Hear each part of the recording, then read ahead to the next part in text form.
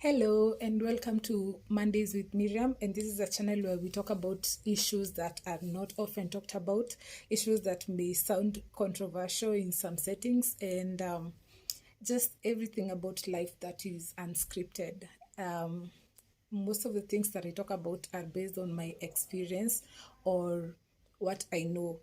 So if this is what you're into, feel free to subscribe and like my video, and also tap the notification button. So today we're going to talk about the first sexual experience and why it's important, especially for not just for women, actually for everyone. So let's just talk about it, and I'm going to share with you my first sexual experience. So keep watching and I hope you enjoy.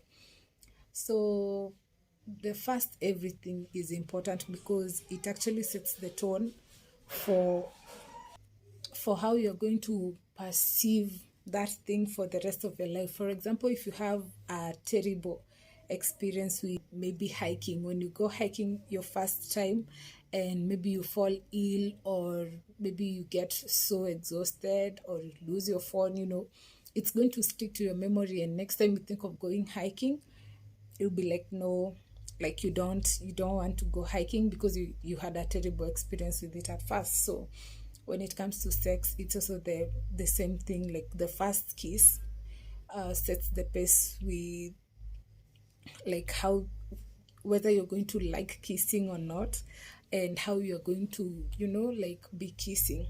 So as a young African woman, I know many of us, we actually have to like figure these things out for ourselves, because we never have like such talks like with our parents. And like there's no one who like teaches you how to kiss and teaches you these things. In my case, I had to figure them out by myself, and that's why I'm just like trying to create an environment where we can just talk about it, um, and maybe learn from each other. So in my case, I was actually lucky enough, because my first like sexual experience, okay, the guy who gave me my first experiences were all heterosexual, and the guy who gave me my first kiss is not the one who gave me the full first sexual experience. Like I had a first kiss with my crush at the time, and the kiss was okay. I think like I had done a bit of practicing, like it's I had done a bit of practicing like with myself and watching movies and everything. And I saw that someone can actually be a bad kisser and a good kisser. Like a bad kisser is when they use too much tongue, and a good kisser is when they just use just the right amount of tongue and lips and everything. So for my first sexual experience, I remember I was actually of legal age. Yeah, I was not underage, and I was in campus when I had my first sexual experience, and it was with a guy I was in a relationship with, and we were dating at the time.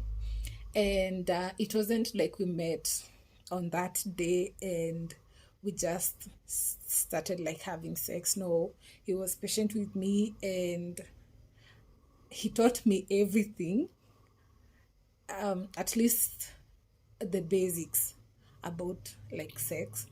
And he taught me even like how to give oral, like how to give oral sex to a man. And he taught me how to moan. He taught me, I think I already knew how to kiss. So sorry, sorry about that. There was something in my nose. So yeah, so my first sexual experience was actually, it was actually a nice experience, and I guess that's why I loved having sex from there. I actually loved it because I would say by my standards that he was actually good in bed. So that was a good thing.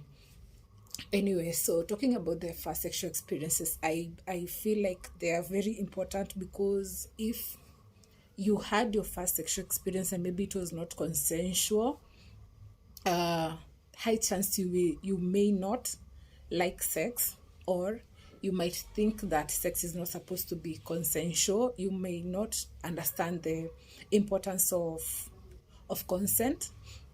And I believe that it's very important, like how you lose your virginity, like how you have your first sexual experience, like even the age at which you have your first sexual experience. When you have it too young, and maybe you have it with someone who's very much older than you, there could be an aspect of control in the relationship, and it, you might be setting yourself up for a toxic relationship, in the sense that you'll be looking for people who will be taking advantage of you.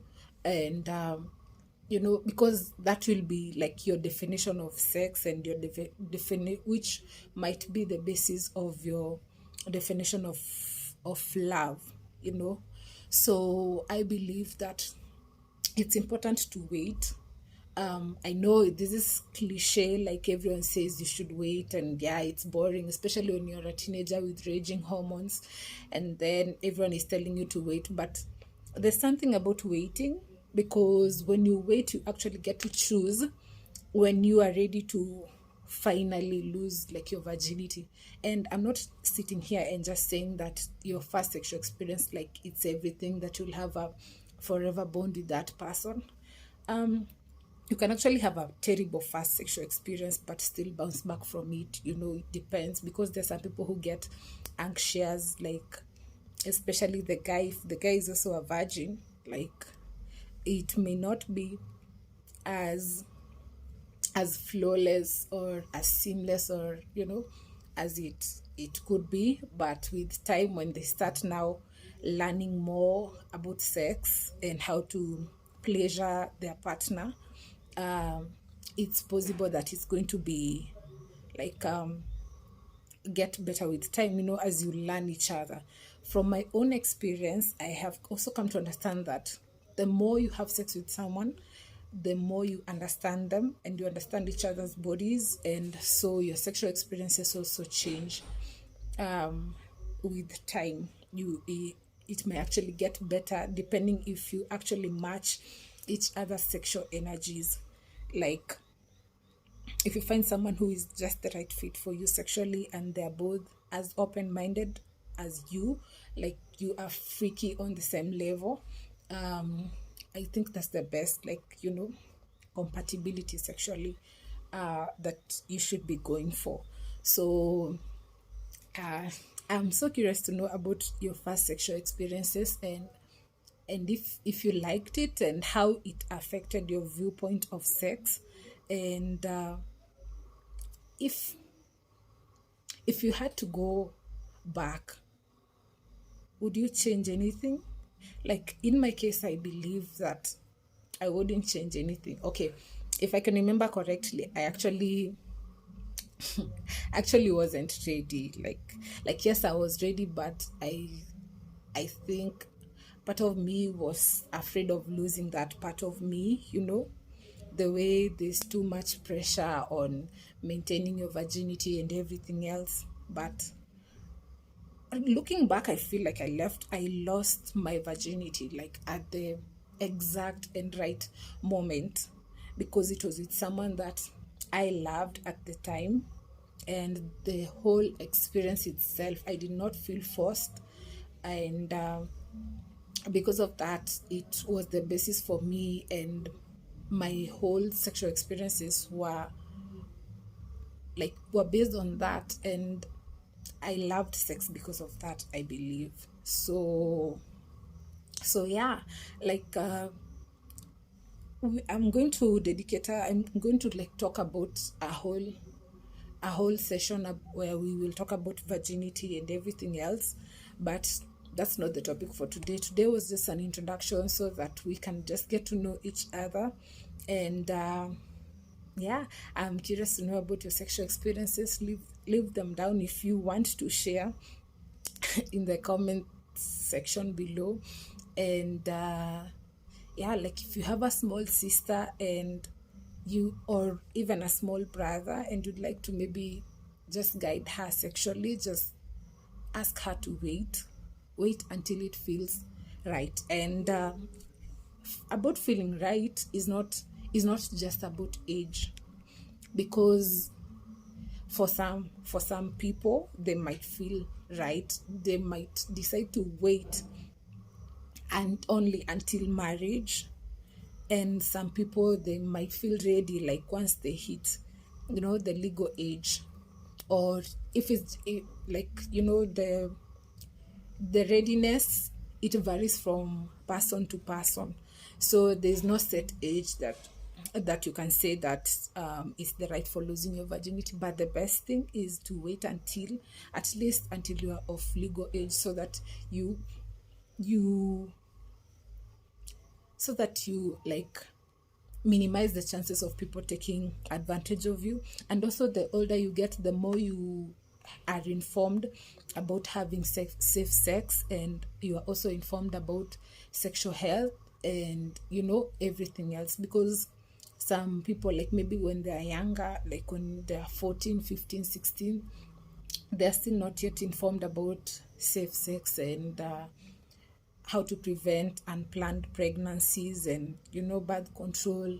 So that is why I would just advise you to wait at least until you are of legal age and you feel like you are informed enough about it. So yeah, that's the end of my video for tonight. And next Monday we'll be talking more about sex, and from both points of view, from men and women.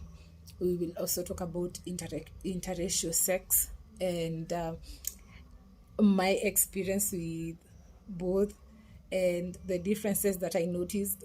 And if this is your kind of content, just subscribe and then let's engage. And in the comment section you can just keep commenting and giving me more ideas of what I should talk about. So have a good night, and thanks again for joining me tonight.